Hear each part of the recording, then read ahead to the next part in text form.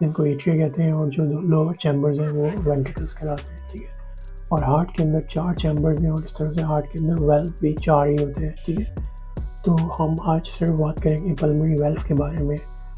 Pulmonary valve का काम ये होता है कि जब ब्लड आप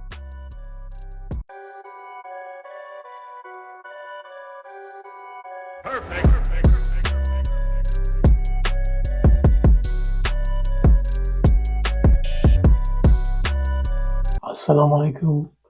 and welcome to our YouTube channel. My name is doctor Syed Haider. और आज हम जिस टॉपिक पे बात करेंगे वो उस टॉपिक को कहते हैं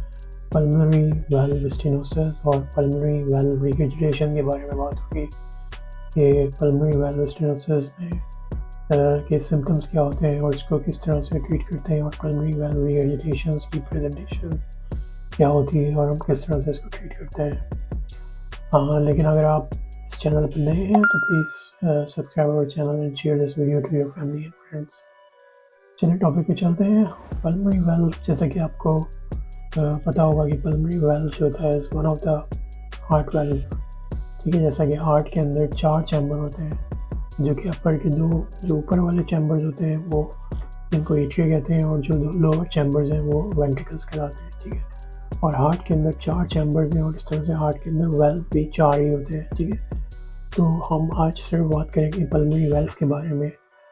पल्मोनरी वेल्व का काम ये होता है कि जब ब्लड आपके राइट एट्रियम से राइट वेंट्रिकल में आ जाता है, ठीक है, तो जो वेल्व जो होता है पल्मोनरी वेल्व की लोकेशन कहाँ पे होती है, राइट वेंट्रिकल्स के अंदर से। ये पल्मोनरी वेल्व का काम ये होता है कि ये ब्लड को हेल्प करता है लंग्स की तरफ जाने में, ठीक है। तो पल्मोनरी वेल्व जो होता है, आपका जो ब्लड जो होता है डीऑक्सीजनेटेड ब्लड जितना भी होता है वो इन्फीरियर वेना केवा या फिर सुपीरियर वेना केवा, जो कि वेनस ब्लड होता है, वो जब साफ़ होने के लिए जा रहा होता है लंग्स की तरफ, और वो राइट एट्रियम से राइट वेंट्रिकल में जो आता है वो तो ट्राइकस्पिड वेल्व होता है। लेकिन जब राइट वेंट्रिकल से ब्लड जो होता है वो लंग्स में जा रहा होता है साफ़ होने के लिए, तो वहाँ पे जो वेल्व होता है उसको कहते हैं पल्मोनरी वेल्व। पल्मोनरी वेल्व का काम क्या होता है कि वो हेल्प करता है ब्लड को एक ही डायरेक्शन में लंग्स की तरफ ले जाने के लिए, ठीक है। जब वो एक ही डायरेक्शन में लंग्स के अंदर चला जाता है ब्लड, तो फिर ब्लड जो होता है वहाँ पे जाके मतलब डीऑक्सीजनेटेड से ऑक्सीजनेटेड होता है, और फिर वो डिस्ट्रीब्यूट होता है और वापस आके आपका लेफ्ट एट्रियम में ओपन होता है, जहाँ लेफ्ट एट्रियम और लेफ्ट वेंट्रिकल के दरमियान जो होता है मिडल वेव होता है। और फिर वो लेफ्ट वेंट्रिकल से जब ब्लड जो होता है थ्रू आउट बॉडी में जाता है, वो एओर्टिक वेल्व होता है, ठीक है, जो हेल्प कर रहा होता है ब्लड को डिस्ट्रीब्यूट करने के लिए। तो एओर्टा के थ्रू ब्लड जो होता है डिस्ट्रीब्यूट हो जाता है उसके बाद, ठीक है। लेकिन अभी हमारा टॉपिक क्योंकि पल्मोनरी वेल्व है तो हम इसी के बारे में बात करेंगे कि पल्मोनरी वेल्व की स्टेनोसिस या फिर रिगर्जिटेशंस के क्या कॉजेज़ होते हैं और वो क्यों होता है, ठीक है। तो अब आप इस तरह से समझें कि पल्मोनरी वेल्व जो होता है जब बहुत ज़्यादा स्टेनोसिस का मतलब होता है नैरो होना। नैरो का मतलब है कि बहुत ज़्यादा वो नॉर्मल अगर इतना ओपन होता है तो, लेकिन नैरो में क्या होता है वो इतना ओपन होता है, ठीक है। तो इसकी वजह से क्या होता है कि जब बहुत ज़्यादा कम ओपन होता है तो फिर ब्लड जो होता है वो कम जा रहा होता है आगे, ठीक है, ब्लड कम पहुँचता है। और फिर इसी वजह से क्या होता है कि वेंट्रिकल जो होता है आपका राइट वेंट्रिकल, जो कि जब पंप करता है तो ब्लड मूव होता है, तो उसको बहुत ज़्यादा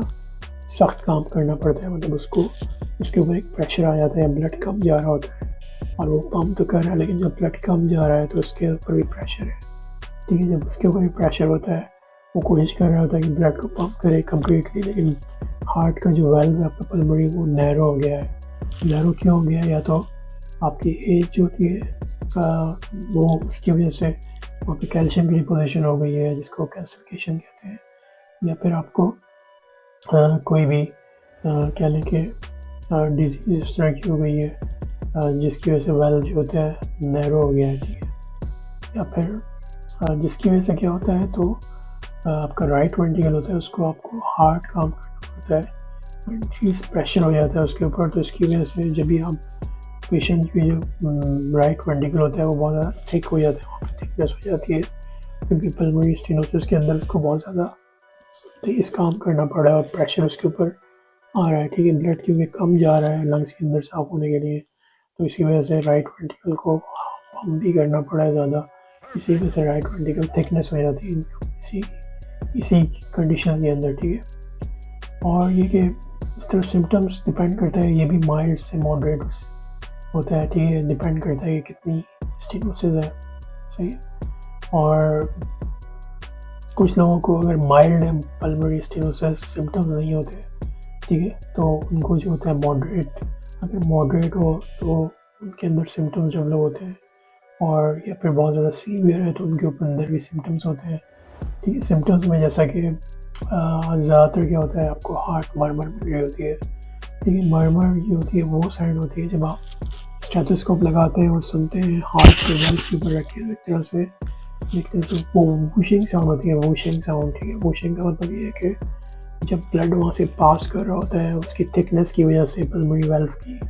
और उसकी जो होता है थिकनेस की वजह से या उसकी एब्नॉर्मलिटी की वजह से एक एब्नॉर्मल साउंड क्रिएट होती है, इसको हार्ट मरमर कहते हैं, ठीक है। तो ये आपका कहने के हार्ट मरमर हो गया, इसके साथ आपको बहुत ज़्यादा थकावट सी महसूस होती है, फटीग होगी, शॉर्टनेस ऑफ ब्रेथ होगी, सही। कोई भी काम आप करेंगे बहुत ज़्यादा थक जाएंगे, ठीक है, या चेस्ट पेन होगा, या आपको लगेगा कि आप फेंट हो रहे हैं, गिरने वाले हैं, ठीक है। और अगर बच्चों में भी ये कंडीशन है तो बच्चों के अंदर ये होता है कि उनकी स्किन जो होती है वो ब्लू और या फिर ग्रे स्किन हो जाती है, क्योंकि उनके अंदर ऑक्सीजन की कमी हो जाती है। इस वजह से जब ब्लड स्टेनोसिस है, ब्लड प्रॉपर्ली वहाँ से जा नहीं रहा तो उसके अंदर जाहिर सी बात है ब्लड का काम ये भी है कि ऑक्सीजन सप्लाई करती है पूरी बॉडी के अंदर, लेकिन ऑक्सीजन नहीं पहुँचती तो उनको स्किन जो होती है उनकी ब्लू हो जाती है, ठीक है। तो इसमें ये होता है कि अगर आपको बहुत ज़्यादा शॉर्टनेस ऑफ ब्रेथ है, चेस्ट पेन है, तो जब आप अपने कांटेक्ट करें डॉक्टर के साथ और डिस्कस करें सिम्टम्स से। और अगर हम बात की जाए कि इसके अंदर रीज़न क्या होता है, ठीक है, तो उसका कहने के पल्मोनरी वाल्व जो होता है उसके अंदर भी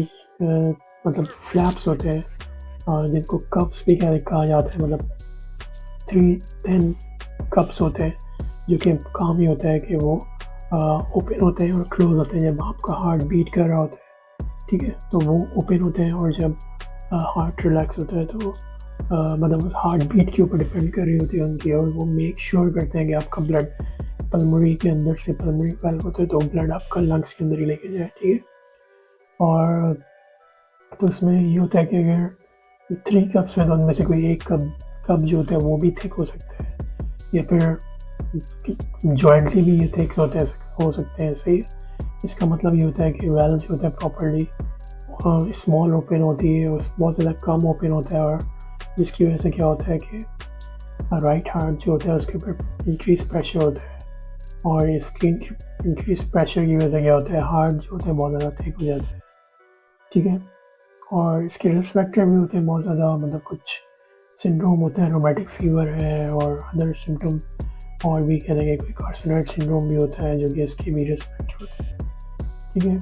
तो ज़्यादातर अगर किसी कॉम्प्लिकेशन हो जाए तो उसके अंदर क्या होता है कि कोई आपको इन्फेक्शन भी हो सकता है, इन्फेक्टिव एंडोकार्डाइटिस हो सकता है, ठीक है। और क्योंकि इसमें आपकी लाइनिंग जो होती है वाल्व की वो इफेक्ट होती है, इसके साथ इरेगुलर हार्ट बीट होती है, अरेंजमेंट हो सकता है या हार्ट फेल हो सकता है, ठीक है। और इसके साथ साथ इसमें मतलब यानी कि और भी टेस्ट वगैरह करवाते हैं, तो डिपेंड करता है आपकी कॉम्प्लिकेशंस के बाद या आपके सिम्टम्स के बाद, तो फिर जब भी आपको वो उसी लिहाज से आपके सिम्टम्स को देख के तो आपको मॉनिटर करते हैं या आपको एडवाइस करते हैं इसके ऊपर, आपके सिम्टम्स के ऊपर कि कौन सा ट्रीटमेंट आपके लिए सूटेबल है, ठीक है। तो इसी तरह अगर आप पल्मोनरी रिगर्जिटेशन की बात की जाए तो रिगर्जिटेशन का मतलब ये होता है कि ब्लड जो होता है वो वाल्व क्लोज नहीं हुआ और ब्लड वापस आ रहा है, ठीक है। पल्मोनरी वाल्व के अंदर ब्लड जो होता है वो क्या होता है, पल्मोनरी रिगर्जिटेशन के अंदर ब्लड जो होता है वापस रिटर्न हो रहा होता है। हाँ, ब्लड का काम ये होता है कि राइट आपका जो वेंट्रिकल है वो लंग्स में लेके जा रहा है, लेकिन ब्लड जो होता है वापस राइट वेंट्रिकल में आ जाता है, ठीक है। तो उसके अंदर भी क्या लें कि सिम्टम्स अगर आप देखा जाए तो उसके अंदर आपको जो कि हार्ट फेलियर के जैसे सिम्टम्स होते हैं, आपको लाइक आपको लेग्स के अंदर स्वेलिंग मिल सकती है, और आपको जो होता है जब आप सुनेंगे वहाँ पे तो आपको मतलब हार्ट मर्मर मिलेगी वहाँ पे, ठीक है, अब नॉर्मल या वॉशिंग शॉट पल्मोनरी वाल्व के ऊपर। और इसके साथ साथ आपको टेस्ट करने होते हैं इसके अंदर भी इस तरह से आपको मतलब कह लें कि इसमें पल्मोनरी स्टेनोसिस में भी यही तकरीबन सिमिलर टेस्ट होते हैं। तो इसमें भी कहते हैं कि ईको होता है, ईसीजी होता है, इकोकार्डियोग्राम होता है, या फिर आपको कभी मतलब हार्ट एमआरआई या हार्ट सीटी स्कैन करवा के देखते हैं। सही है। पल्मोनरी रिगर्जिटेशन जो होती है उसकी जो ट्रीटमेंट जैसा कि डिपेंड करता है, जैसे पल्मोनरी स्टेनोसिस में भी ये था, डिपेंड करता है सिम्टम्स के साथ, ठीक है। या और ये कि अगर कुछ लोगों को ट्रीटमेंट नहीं चाहिए होता है, अगर उनके ऊपर बहुत ज़्यादा माइनर है, ठीक है, और लेकिन जिनको बहुत ज़्यादा सीवियर है तो उनको ट्रीटमेंट वो रिकमेंड करते हैं। सही है। यूजली जो होता है मतलब मेडिकेशंस भी देते हैं इसके अंदर, ये मेडिकेशंस के ऊपर भी रखते हैं। और ये कि इसके अंदर सर्जरी भी रिकमेंड करते हैं बहुत लोगों को, जिसके अंदर आपको डायरेक्ट जो होता है पल्मोनरी वाल्व को रिप्लेस करवाते हैं, या फिर ट्रांसकैथेटर पल्मोनरी वाल्व रिप्लेसमेंट भी होती है इसके अंदर ऑफर की जाती है कुछ लोगों को। इसके साथ आपको एडवाइस भी करेंगे कि भाई अगर आप स्मोकिंग कर रहे हैं तो उसको छोड़ दें, लाइफ स्टाइल मॉडिफिकेशन एडवाइस करेंगे कि अगर आपका वेट ज़्यादा है तो उसको कम करें। नेक्स्ट वीडियो में इंशाल्लाह हम लोग बात करेंगे कि अगर जिन लोगों को रिप्लेसमेंट ऑफर की जाती है पल्मोनरी वाल्व रिप्लेसमेंट, उसके क्या स्टेप्स होते हैं और किन लोगों के अंदर है, वो कौन सा पॉइंट होता है डिसाइड करने का कि आपको कहता है कि नहीं ये मतलब आपको वाकई सर्जरी की तरफ जाना चाहिए और मतलब आपको पल्मोनरी वाल्व को रिप्लेस करना चाहिए, ठीक है। उसके स्टेप्स के ऊपर में बात होगी कि क्या स्टेप्स होते हैं पल्मोनरी वाल्व रिप्लेसमेंट के। अगर आपको ये वीडियो पसंद आई है please like and subscribe this channel and share this video with your family and friends.